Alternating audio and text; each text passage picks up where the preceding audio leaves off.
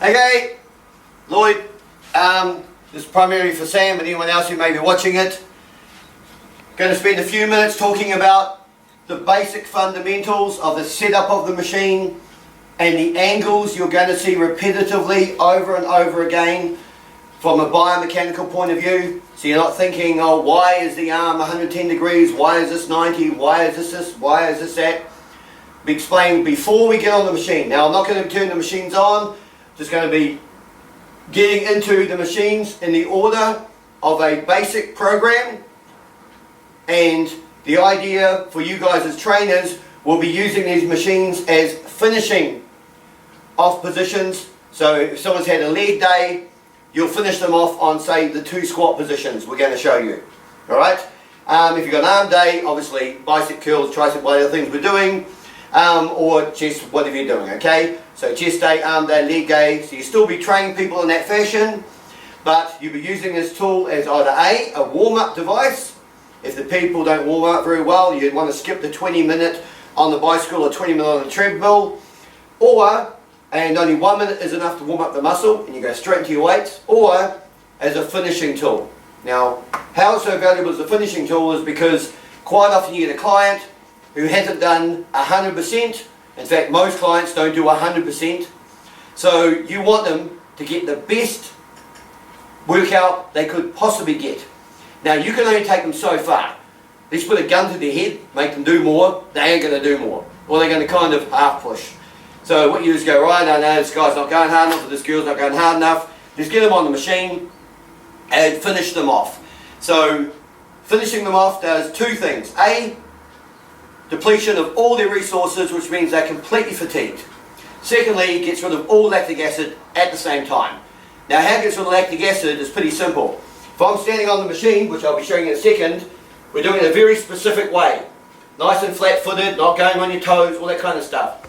When you go down to a deep squat in the proper angles, all the muscles in your body are firing off at the same speed. Now the reason why lactic acid builds up in the muscle is because 1 or 2 of the pumps in your legs, which are the large leg muscles, when you fire them off, they become what they call peripheral hearts. They move around blood and lymphatic fluid. If they aren't firing off properly, or one is firing harder, softer than the other, then the lactic acid will build up in the area that's not being fired off. So quite often, a lot of delayed muscle soreness from people is actually lactic acid destroying the cells and the muscle fibers you've just tried to produce from your workout. Which is why a lot of people end up plateauing completely in their workout. Because they keep going home with delayed muscle soreness and come back with either the same muscle quality when they started, so no real body composition change in muscle quality. So it goes from sarcopenic to proportionate to high quality. You're always trying to take your person into a high quality muscle calibre, so their metabolism raises, but quite often people get stuck down in higher sarcopenic or kind of medium proportionate around there. And the harder they work out, the more they stay in the same place, because they're not getting rid of the lactic acid. So most of the positions here, arms, legs, doesn't matter what, will help your client get better results by doing those 2 things. Taking them to complete fatigue for those who aren't that motivated, and secondly, even for those who are motivated, getting rid of all the lactic acid, so you're only going to get the positive benefits of your workout. The traditional negative benefits or effects you're going to have are going to be gone. Alright? So, also want you to look at the setup of the machine. We use foam on the machine. Foam. The reason why is because we're trying to get away from working out on a hard surface. When you work out on a hard surface, you tend to become quad dominant by using the ball of your feet all the time. Which means, when you go on your toes, you only 1/3 of your quad muscle, calf muscle is firing off. Your lower quad, your upper quad is getting a little bit of activity, your hamstring is pretty much dead, and so is your lower glute. And your upper quad is getting, upper glute is getting some pretty good activity here. So we've got some here, some there, and some there by walking around on concrete, or exercising on concrete. We just naturally put more weight through the ball of our feet than through our heel. You can see, it's just one of those things we do. But the moment you exercise on something like sand, or something that replicates it like foam, you've got a chance to use your entire foot. So in here, in all the squats, we try and get the heel nice and deep, sunken into the foam, a good 50-50 split to the front and the back of the foot. to make sure that all the muscles are firing off and you don't get up and build up lactic acid, okay? You get rid of it rather than building it up. So, this foam is very, very important because it's trying to replicate a more natural surface. Now, as far as the angles are concerned, alright, there are certain angles our body can produce that are very, very powerful and others that are not. I'll give you a good example. If I'm in a standing tricep position and I go down so my arms are exactly 110 degrees, so 90, my shoulders start to give out, 110, all the pressure's at the girth of my muscle. At 110 degrees, I have enough power to maintain my entire body weight. If I tuck my elbows back, or I drop too low, or coming too high, which is just cheating, it's never going to work properly. I'm going to end up damaging myself more than giving myself good pressure on the muscle to create anabolic activity. So when we're talking about angles, whether it's a squat, we'll be looking at this angle here. So 90 degrees, no good. 110, perfect. Okay? When it's a push-up, no matter what positions. Always look at the angles of the arms, angle of the legs, and you'll see that 110 degree angle, which is, that's 90, that's 110. You'll see that angle being repeated over and over and over again, and it's very, very important that that is maintained. Okay? Going too high or too low is taking your body out of its perfect biomechanical ratio to create power to weight ratio, and also you're putting more stress on your joints than the girth of the muscle, which is the widest, fattest point of the muscle, has the most cells to fire off. Okay, you also need not overstressing your tendons. That's where you want the pressure, right there, or right here. Here is no good. Here is no good. Okay, when you're doing your squat, you don't want to be down too low, because then your knees are getting stressed. Up too high, getting shearing action, which means it's like jumping off a chair or landing with your legs almost locked. Then you know your knees are going to be ploughing into here. You're going to start chewing up lots and lots of cells in the front of your kneecap. So the 110 degree angle isn't there for fun. It's there to make sure that you and the clients are safe. So now I'm just going to go through the very basic positions we do and you should be using as a finishing tool. So first off, I'll start with the leg exercises we use as a finishing tool. There's only really two you need to know: the basic squat and the wide stance squat. So here's the first one. Feet that far apart, so look down there. If you look down, your legs should be like two train tracks. If it's that wide, don't start. If they're duck-footed, don't start. Looking down, dead straight.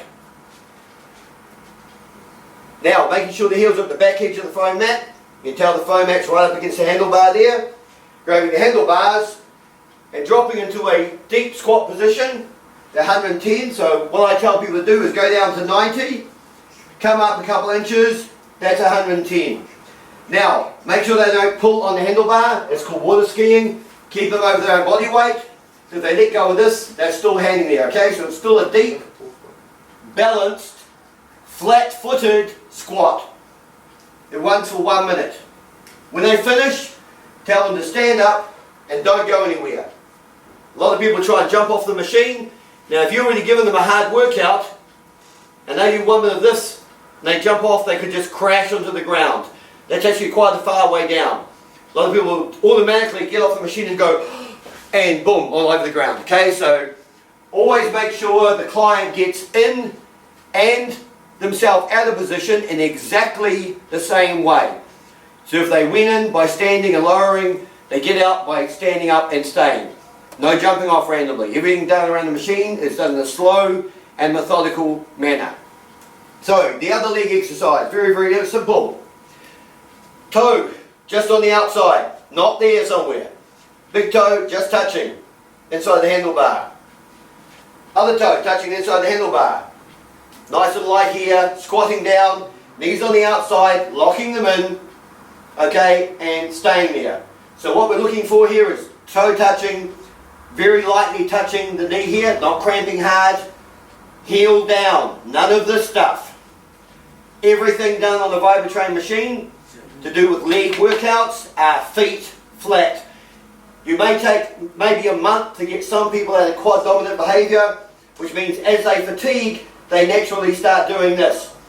Okay, jump on them straight away, but understand it may take a while to get out of that behaviour. Remember, they've been walking around on concrete and exercising on a hard surface, or maybe wearing high heels for a long, long time, so it's going to take a while for them to break that habit, which is as soon as they fatigue, they pop on their toes.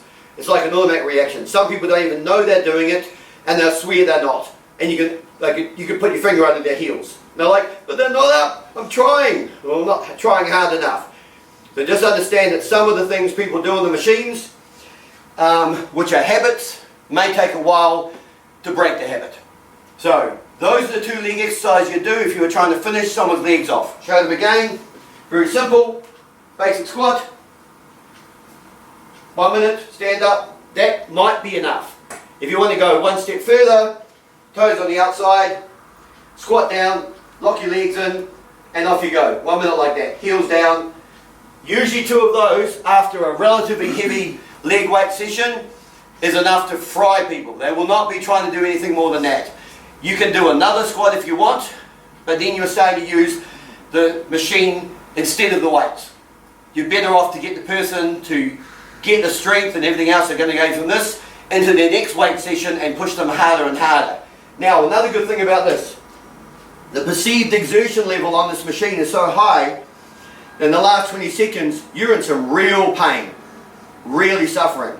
So, the clients you have that aren't very motivated are going to get used to the pain, they're going to get tougher, and you'll find you'll get more out of them in their weight training session.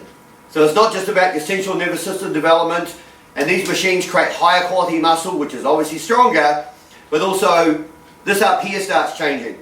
They start complaining so much, they get used to the pain, and so it becomes habit forming to push themselves a little bit further than they normally would. So again, you're also breaking bad behaviour, which is a lot of people don't really want to go hard. Oh, they tell you they will, but at the end of the day, most people are lazy. Like 97% of the population would rather take a magic pill than to go and do a workout.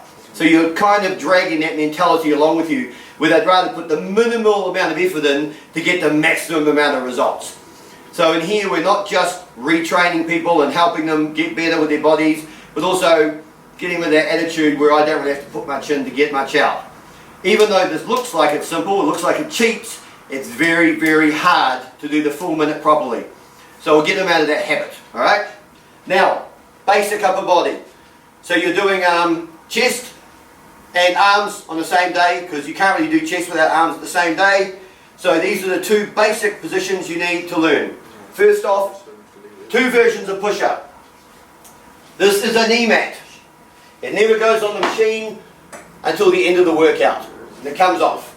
Going to kneel quite close to the machine. Quite close. Never far away. Come up quite close. This would be too close, because I'm going to try and too far over. You basically want to be, when you drop down, your hands and your chest are in line with each other. You'll see what I mean in a second. So, get yourself lined up in the middle. Kneel nice and close. Hands on the outside edge of the mat. You can clearly see where the hands are. They're not up here somewhere, or in here somewhere, or some other place. Right on the outside edge. Right on the outside edge. Now, a lot of people have a problem when they do push-ups. They tuck their elbows back like that. Okay, which means they're not biomechanically sound, they're certainly not strong, and they'll find it very, very hard to maintain position. So sometimes I get people to turn their hands slightly inwards. Okay, so when they go down, their elbows naturally go out to the side. They're not going to try and down like that, it feels unnatural. So, this one's very, very simple. Locking my pelvis in so my back is nice and straight. None of this stuff. Okay? Then, staring down the gap between the machine and my body. You're looking at the floor the whole time. Only lower halfway down and maintain. So that's too low, that's too high. Again, look at this arm angle. You'll see it's exactly 110. So I'll go down to 90, right? That's 90. Push up a couple inches, 110. Perfect. I'm now not only in the safest position I can possibly be in, I'm also in the strongest position I possibly can be. Alright, so for people who find push-ups very, very hard, you've got to make sure that they're in the perfect biomechanical position, or there's no way they're going to make the minute. Okay, so I'll show you what a good perfect minute would look like. You go down, maintain, when the minute finishes, keeping your head down the whole time, sit back up and lean down.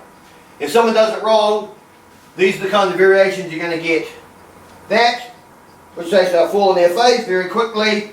Some people will do that, in which case just turn the machine off and start them again. Okay, so those are the two major things you'll see. Now, sometimes people also do that. Not good. But a lot of strain in your leg for no reason. You make sure they steer down the gap between the machine and their body the entire 60 seconds. If they lift their head up, you tell them off immediately. It means they're losing focus. Because this is what usually happens if someone lifts their head up during the minute. They're down here, they're doing well, they lift their head up, and that'll happen almost immediately. And then trying to get them back into position is very, very difficult. You physically have to grab them and force them back into position. It's a bit of a fight. Once people lose concentration, lose focus on what they're doing, the whole position spirals out of control very, very quickly. Now, the reason why it happens so quickly is because you're talking about 40 movements a second. So it's 40 incorrect movements a second or 40 correct movements a second. You've only got two choices. There's no grey area. Alright? If they're out of position, it's 40 incorrect movements a second, and they will do a downward spiral out of control very, very quickly. What you're trying to do here is create a perfect stasis. So nothing goes forward or back or sideways for a whole minute. You'll all learn this. The longer you do training, you'll be able to spot the faults long before they happen. And that's all about how you approach vibration training as a discipline with the client straight away. From the very first time they come in contact with the machine. You can't teach them later on. From the very first time they're near the plate, you've got to be acting like this the whole time. They have to know, they can't experiment. They can't come up with their own versions of positions. And they've got to concentrate for the whole 60 seconds, no matter how hard it gets. Now, the other upper body position, very, very simple.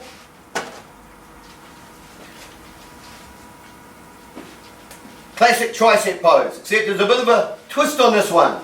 Especially if you've worked in a gym before and you've done it incorrectly a long time. Hands go next to you. Okay, right down here. You can see they go on the lip, not up here, nowhere else. Right to the back. I'm sticking my fingers out a little bit so I can concentrate on taking the weight through that part of my hand. Okay, right to the upper palm rear. Right there, boom, boom. Okay, if people do that, sometimes they claw their hands off the machine. So get them to stick their fingers out, relax. Then I'm going to slide forward. Now again, some people when they go down, they tuck their elbows back. No, no, no. We try and do compound exercise poses, so elbows go out to the side. So again, what you can do is get people to turn their elbows slightly in. Okay, their hands like this. And when they move in, their elbows will pop slightly out. Tailbone touching the back of the machine. Now the reason why the tailbone must touch the back of the machine, I'll show you in a second. Make sure people don't lean forward. Again, for the thing I'm going to show you in a second. Now, a lot of people don't know this about primates. My power to weight ratio is in here very, very good. Okay? If I decide to take my hand and move it, tuck my elbow in, I become very, very weak. Okay? If I tuck my elbow out to the side and here, I'm very, very strong. So someone pushes up, you can test this on someone, male or female, they'll be really, really strong. The moment I take my wrist back to in line with my tailbone, elbow out to the side, I'm still strong. But the very second I take this line away from this, so my wrist moves away from that linear line on my tailbone, I all of a sudden can't take any weight. Anyone could just push my arm up and I'm like, I can't, literally can't do anything about it. Reason why is primates were not designed to grab backwards. They can't grab backwards and take weight. Your shoulder just is not designed to do that. So it's not a fault of anything, it's just the way we evolved. Okay? So, if you're in the plate here and you see people starting to do this, leaning forward. See how I've taken my tailbone and shoulder out of alignment already? That's a problem. You're going to see very common. And the worst one is when they actually start to swing away from the platform. So when they're leaning up against the platform here, 99% of the way to the palms of their hands, only 1% touching the back of the platform. It is not a massage on your tailbone, okay? If you see people doing this, go very, very light, it's moving around, no good. Keep the weight to the palms of the hands, slide forward, elbows out to the side, slide down until the bum's hitting the carpet, and then maintain, looking at your knees. Don't let them look around the room, no looking at the timer, none of that stuff. You call the timer to you if you need. When they finish, they sit back up on the machine again. None of this stuff going on the ground, okay? Really good way to wreck your shoulders. You make sure, like I said before, people get in and out of position in exactly the same manner. So again, sliding down, waiting for the minute to finish, sitting back up. No problem. So far, showing you 2 leg finishes, 2 arms and chest finishes. Now this is an abdominal finisher, alright? Very, very simple. Kneeling here. Notice I'm far away. I've moved the mat further away and I am further away. Reach out and put a hand there. Right on that nice lip. It's designed for that for a reason. Then take my elbow planted here, elbow planted here. Hands nice and tight down here. Then dropping my pelvis in so my back is nice and straight and dropping my head down. So I'm in a nice little, called a mini plank. Now, the only tension is through my hands. My core is completely relaxed. It's all floppy. So if you can see people doing that, put their feet back down. All they're going to do is think about their hands being tight and their core being dropped down. This one's pretty simple. If I was up a tree and halfway up the tree you asked me to stop climbing and you said, Lloyd, stop climbing, stay where you are for a minute. And then you were like the Hulk and you managed to shake the tree really, really violently. I've got to hold onto the branch of the tree but let my core relax at the same time to stabilise myself. If I try to freeze my core up, I'd just be like out of the tree.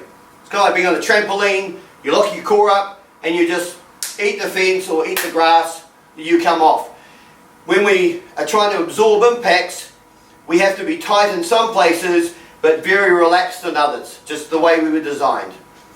Now, I'm going to go into a couple of other positions that are bigger positions. Okay, so again, finishing positions, it depends how strong your client is. So the 4 positions I just showed you now were standard entry-level positions that almost any of your clients should be able to do.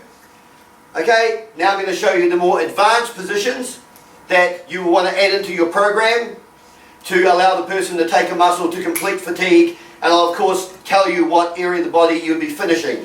So, arms and chest again, but this time full push-up. Now this is very, very important to understand because this is risk prevention, alright? Trying to get away from any kind of injuries. Put your hand up the top here, never down there. So never ever try and go your hands down here when you're trying to do a full push-up position. Hands on top, bang, bang, right on the outside edge. Push your little fingers out there, they should touch. If you're in here, no good. Take them to the outside edge, hop up over the top, stare at your toes, drop halfway down and maintain. See how the back is perfectly straight and I'm only halfway down. Remember, if I went to 90, push back up an inch, that's where I'd stay. The moment the person cannot maintain this position any longer, all they do is this. Nothing more, nothing less. Now you can clearly see I'm looking down the gap between the machine and my body the whole minute, and this is all I get to do if it gets too hard. I do not get to do this. I do not get to do this. I don't get to do this or fall on my face, okay? People can still bail during the position, but only modify the pose back into an easier position. They don't get to stop the pose. Remember, this is an advanced pose, so only your stronger clients would be doing this anyway. Up over the top, drop down, maintain. If you start going, oh, I can't do this, it's just this. Finish the pose off for the minute, and then again you're sitting out of position. Nice and easy. Now, a more advanced position than that. Okay, again, arms and legs and chest is the hanging tricep pose. Now we're going into an area called hyperclimbing. So hyperclimbing is when you're literally replicating full body weight climbing positions, especially for your upper body. Okay, we can do some ones for the legs as well, I'll show you in a second. But this is almost identical to you being up a tree, like I said before, and someone shaking the tree really, really hard, and you having to hold on for dear life. But instead of just hanging on, you're also holding on in very, very hard positions to maintain. So here's a classic one. Okay, standing tricep pose. Now there's two parts to this position. The first part is the learner's part. Some people may only do the learner's part for a while until they can take their entire body weight. Because once you start taking your entire body weight, you're actually your arms and your chest and your back to do the same amount of work as your squat was. Most people cannot make their arms work as hard as their squat. So this is the learner pose to this. Grabbing the handlebars nice and tight, working the toes to the front edge of the platform, elbows out to the side, never backwards. Out to the side, and maintain that position. Notice my arm is still 110. That's too high, that's too low. 110 degree angle. Now at this point in time, I'm taking 90% of my weight through my arms, only 10% through my toes. Some people may do a minute of that. They may never be able to take their feet off for a couple of months. But for the strong people, this is what you're going to look like. Toes up at the front edge, elbows out to the side. Notice my knees are pointing forward. I'm not going to do this or anything. Just up on tippy toes, elbows out, dropping forward. You can see the position right here. Now what you do is let the machine run for about 10 seconds. Get used to it. Then one foot here, slowly, and then slowly the other foot back. Maintain that pose for as long as you can. When you can't do it any longer, return your toes to the same location and finish the minute off. You do not get to stop. And when you finish again, you're back. Just have a rest. Okay? So there's two advanced poses that allow you to finish the arms and the chest off and the back off very, very quickly. Most people only need one of those. 1 minute, that's it. You're busted. Okay? Most people won't be able to do two of those poses. If you've done well at the weights, then you'll only need either the push-up or the hanging tricep dip. So those poses get round this one. So this would have been the mini push-up, right? For learners, advanced push-up for the big strong people. You've got your mini tricep, again for learners, and you've got the hanging tricep for advanced. Pretty simple, right?